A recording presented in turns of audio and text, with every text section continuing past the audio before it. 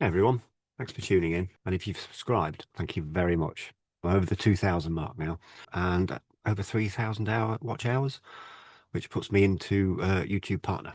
Not monetized, but we're getting there. Well, hopefully you watched Jimmy and Tom Vernon's UAP podcast on the Chris Bledsoe Orb. I helped out on that, and apparently Chris has seen it and was really impressed. And to a couple of days ago, he was at the largest UFO conference in the world. Don't know where it is, but and he was showing everyone. Um, so hopefully we'll be getting a call. That'll be super, wouldn't it? Tonight we've got two very different beasts, both lights, uh, both filmed in the UK. One from Philip.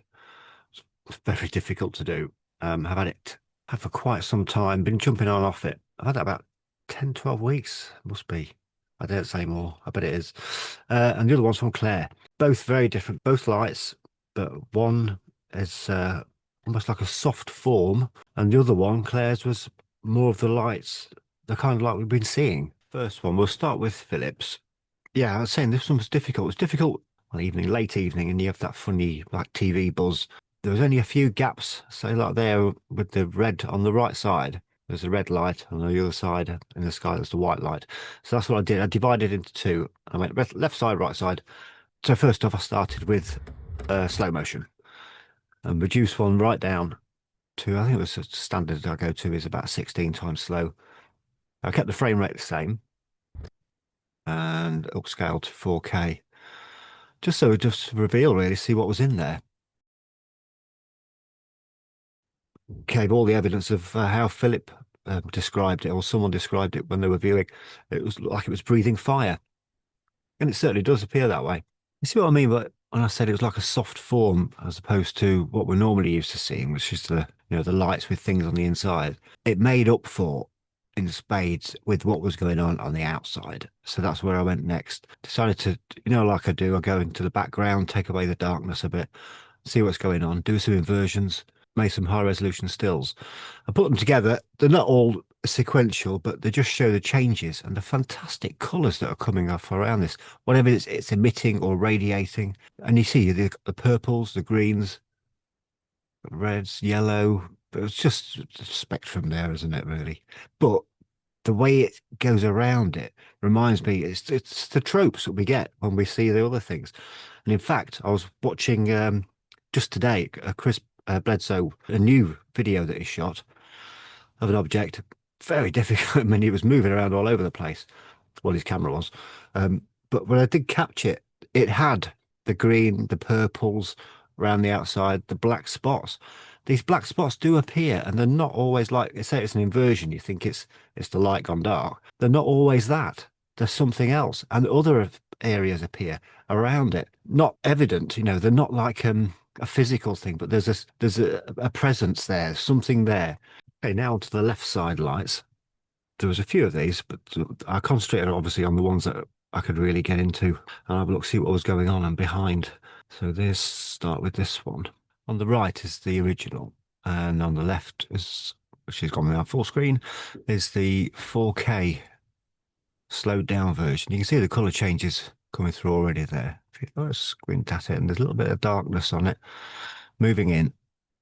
Still very soft, but look at the colors and the black.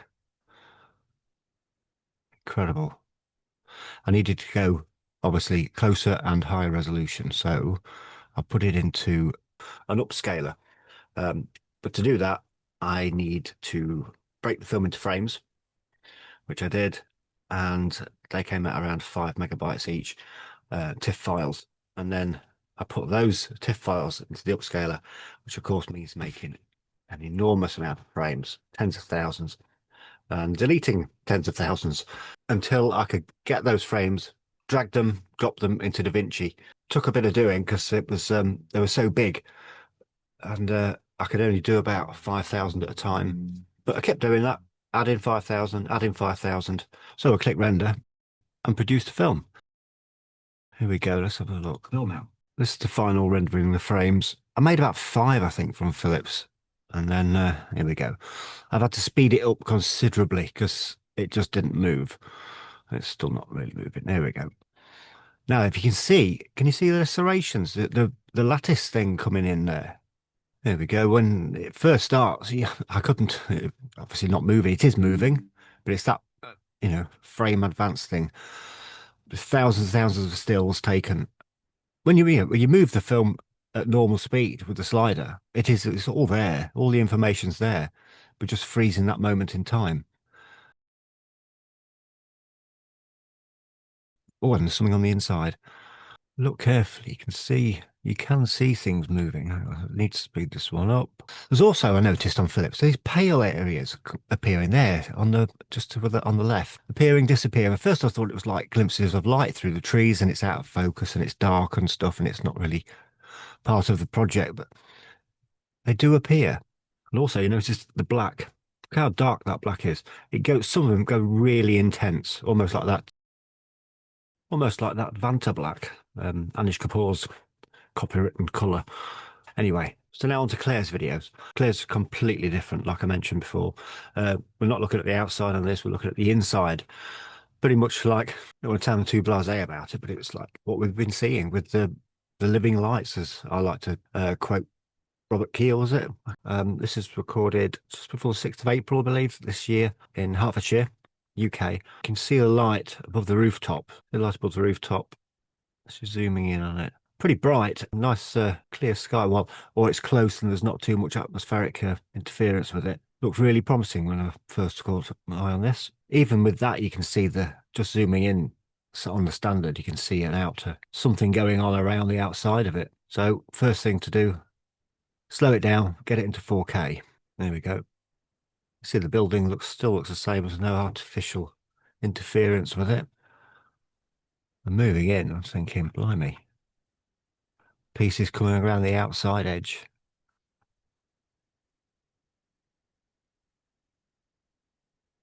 That's crazy changes. Look at the shapes coming off that.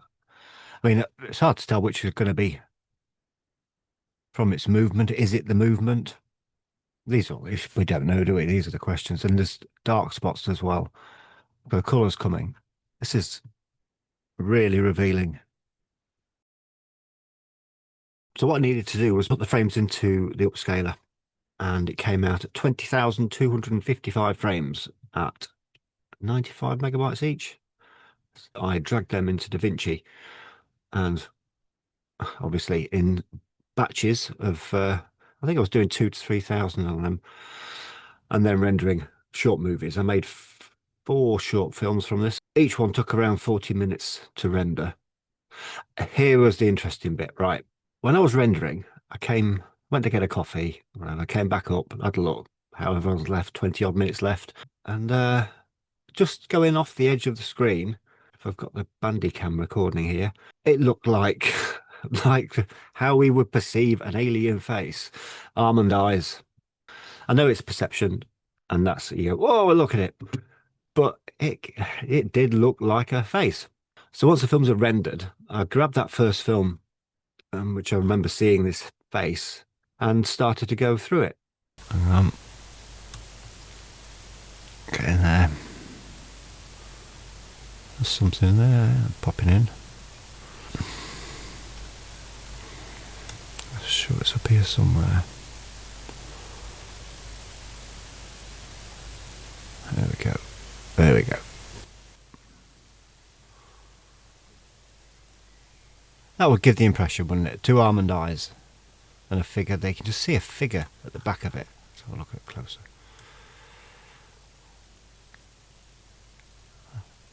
The only way I could put this through an enhancer, but make it quite garish, so it takes away and just leaves us with a hard edge. But let's have a look at that. There's a lot stronger image. See it developing there. It's a bit like an apple. There we go. It's just taken all the fuzz off, all the noise away from it, and just left us with a clear form. It's like it's on a stalk. What's that? Is that shoulders? That's movement. Look at how slow this is. This is incredibly slow. I mean, the software I use, when I go through 120 frames a second, and slow it down 16 times, then put it through again at 16 times. Uh, and then I try again. Sometimes it says no, but when it does, it's just amazing. It is just like taking fast shutter speed, incredibly fast shutter speed. Yeah, it's popping up inside. On the thing in the corner there. There's a lot more going on. I've got so much footage that I can't possibly put all this, in what's 6 minutes it clears out, I think, 5, 6 minutes, and similar for Philip. I am tempted to do just put a slow motion on, speed it up to about an hour, and just no dialogue or anything, and just leave it playing so you can go through it yourselves. I could do that with quite a lot of the footage I've got. It's quite remarkable, that is. It's just, wow. Don't forget the software I use, I always say, it has been developed over the last 20 years and can gather up to 2 billion pixels of information. It took me a few days to put this together, so I hope the continuity issues didn't bother you too much. Um, there's loads more footage I could have put in. Phillips, I've still got some more of his, and a spiral as well. But I will get around to doing them. I'll get around to doing everyone's, and I try and put as much effort into each case that I come across. And that's why it takes me a long time. I do have to prioritize because otherwise I go crazy. I like to jump on and off different projects. If I find something, I will go as far as I can to bring you the results. Jim, I promise yours will be on the next one. Promise. Martin, I'm doing yours, and Angelo and Kay, Keith, loads. Anyway, also incredible footage coming from Gloria's cameras. Just got another at least half a dozen more films. Remarkable stuff. I'll have to do a special on this. So that's about it for now. If you'd like to help support my endeavours, there's a coffee button on my on the descriptions tab. And if you have already given generously, thank you very much. Until next time, bye bye.